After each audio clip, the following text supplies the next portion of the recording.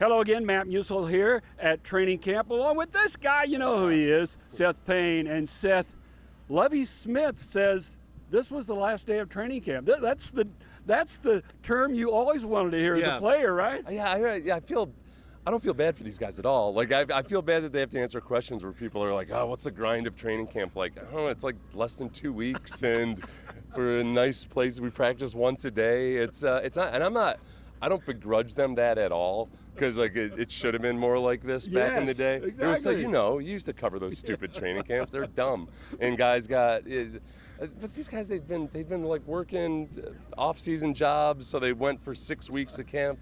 It's all good now. Moran Norris, former fullback with the Texans, came over and told me, he said, Matt, I could have played 20 years if we would have had this. Well, this is also a little bit of what Lovie Smith learned from Tony Dungy back in the day. Tony Dungy practiced like this, where they'd get in, get your work in, be super efficient, be very mentally sharp, and then get out and recover and do the mental work on that side of it. So I think it works. Look, Tony Dungy, Lovie Smith, when he was with the Rams and with the Bears, had some of the best defenses in the NFL. So defensively, it works really well. I do sometimes wonder if they get enough of the physicality in the run game offensively to really build a good running game. That was interesting. Jalen Petrie was asked about Damian Pierce in the news conference. He said, I know this. I'll give you a tidbit. If he's running at you, he will try to run over you. Yeah, he's not. Damian Pierce is like a classic. He's not scared of anything or anybody. He got like a little bit of a chip on his shoulder. He's a smaller but thicker guy that he plays like that. Like, you think I'm too short? Like that kind of. And it's cool to see. And I think the best thing to see out of him that's been refreshing and a surprise, I think, is not just that he can catch the ball, but he's laid out for some balls and like made some pretty acrobatic catches at times. Yeah, coaches are like, stay off the ground. Good job. Good job. Yeah. Stay off the ground. Oh yeah, that was great. It's like, he's like a Maurice Jones-Drew, but like more supple. Like is a little bit more bendy than Maurice Jones-Drew. I'm not saying he's going to be as good as Maurice Jones-Drew. It'd be awesome if he was, but there's a little bit more maybe flexibility and athleticism to his style. Okay, we're going to talk a little player comparison also as we move along, but what stuck out to you today at practice? The defense looked really good, which, we could, if we're glass half full, we could say the defense looked good. If we're glass half empty, we could say, I don't know about this offense. I think that the thing that I really tried to watch today was more of just Nico Collins operating, and I think he's been impressive physically. He looks like a different guy. I think his route running has improved, and more over the course of these couple of weeks, there's certain parts of his game where he's starting to look more, frankly, like Brandon Cooks, like the way he runs his routes, the way he's going in and out of breaks, just attacking everything aggressively.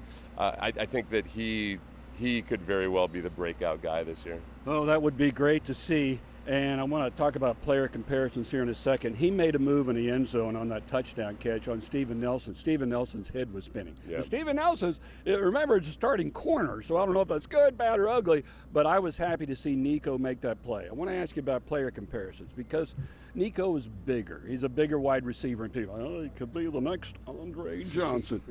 No.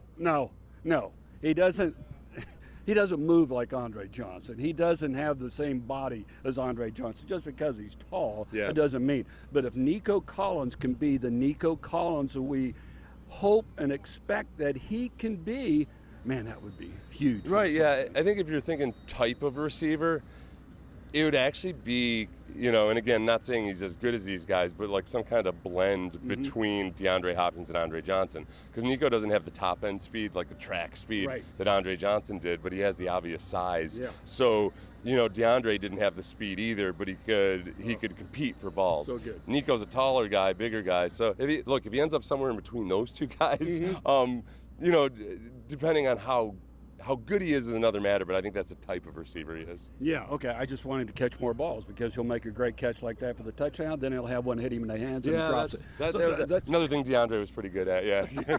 So no, he was good at the actual catching, not the dropping, yeah, his catch range. Yeah. I remember the first time I saw him out here after they drafted him, like, good gosh, put it in the same zip code and he's going to catch it. All right. He was one of those guys that, sometimes you see guys flash during training camp, but you're not sure if they'll make it in the game or not. He was out here in camp. I can remember this field right here watching in a red zone drill, like on day one. And I'm like, oh yeah, he's good. He's got it. You know, it's just like, yeah, he was just plucking the ball out of the sky like he's picking grapes out of. I guess you don't pick grapes out of trees. What do you? Well, okay. Picking apple. He was picking an apple there out of a tree. There you go. Yeah. Thank you, Isaac Newton. Yeah. Lovie Smith made a point again, and I believe he makes this nearly every day. Everybody said, hey, who's staying out today? Who's sticking out to you? Who really impresses you? He goes, look, they don't finish plays. Let's get a game-type situation on film, and then I will tell you. So at the podium today, we had the head coach, Lovie, who's always enjoyable to listen to. We had Kevin Pierre-Louis, a standout linebacker. He's always good to listen to. Jalen Petrie, he's the rookie that everyone's impressed with. And Washeem Green was up there. We don't hear a lot about him, but one of the new guys. And it was interesting to hear from him. So let's hear from those folks now, and then Seth and I will be back in a second. First off, let's get to some of the really important things, like congratulating the Pearland Little League team on making the World Series. That's pretty awesome. Got a chance to, in between meetings, got a chance to watch, a little bit of the game.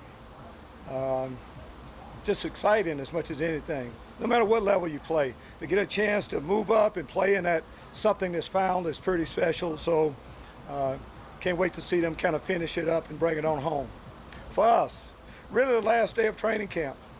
And, describing the camp a little bit, hard, grueling. I'd say most of the guys would say that their tank is empty. And that's exactly how it's supposed to be.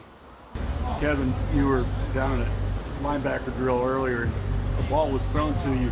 You bobbled it. You wound up catching it, but you bobbled it, and then you did self-punishment push-ups. What's that all about? Why that's important? That's just keeping the expectations high. If it touches your hand, we should be able to catch it once. We can't just be happy with a final catch. You got an opportunity once to get it once. Because in this game, those opportunities sometimes don't come to you, so take advantage of them to when they do. What's that like having a head coach down there oversee? He goes around to different groups all day long. For sure. How does that help you, knowing that the head coach is there? You notice it sometimes, but as a professional, as we all are, we shouldn't pick up the tempo just because a certain coach is there. We should act as though, he's always watching because everything's filmed. So he's going to see it eventually, even if he's not next to our drill. I mean, with just playing football, with this pass rushing is one of those things that just takes time. You got to keep on working your craft. And, like, it's rare that your rushes and your technique's going to be perfect off the rip. So that's just something I've been trying to work on. Just coming into, like the day, just, have my mind focused on that.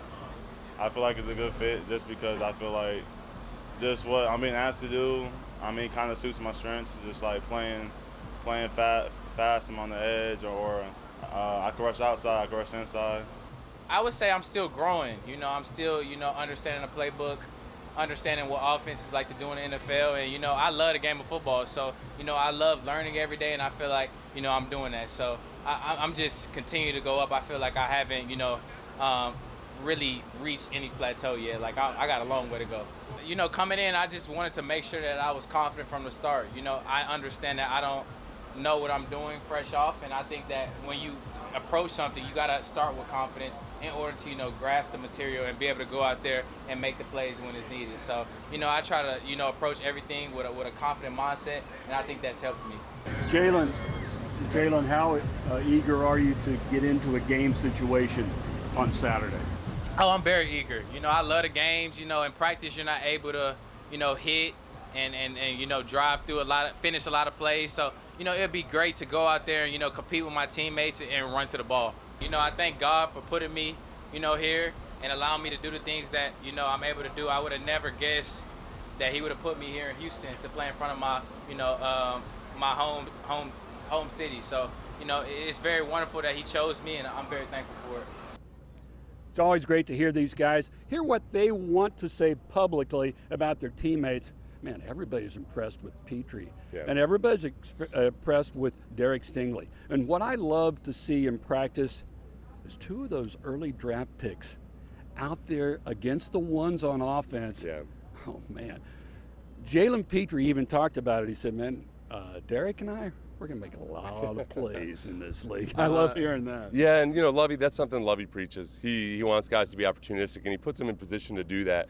And with Jalen Petrie especially, if you think back to some of the safeties that have played either with Tony Dungy or Lovey Smith kind of in that lineage, Pat Lynch jumps to mind. Pat Lynch was a high football IQ guy, and in this style of defense, he did really, really well. I think that's what they're hoping Jalen Petrie is. He's that guy that can diagnose routes, understand when to jump a route, when he needs to give help deep, all those kinds of things. And when you have to be careful sometimes when a guy is asked about a lot, there ends up being a lot nice said about him because teammates are going to speak nice. Sure. There's a difference when his teammates talk about him, like they gush about Jalen Petrie. They're not just saying, oh yeah, he's a great guy, works hard or anything. They really go above and beyond in their praise for him. Hey, I'd like to stay here and talk another 10 minutes, but the fact is, the McNairs are grilling hamburgers for us. Yeah. So, well, I guess we should grade those later. We'll grade those. We'll torch them like John McClane would torch something the day after a game. I'll sweat through 3 more shirts and we'll be good. Congratulations, Seth, making it through training camp day number 10. And it's the end of training camp. Yeah, it's over. It's time for school to start. We're good to go. He gone. Seth, thank you so much. We'll be listening to you on Sports Radio 610, of course. And thank you for joining us. Hey, day 10 of training camp is in the books. The next practice will be tomorrow night.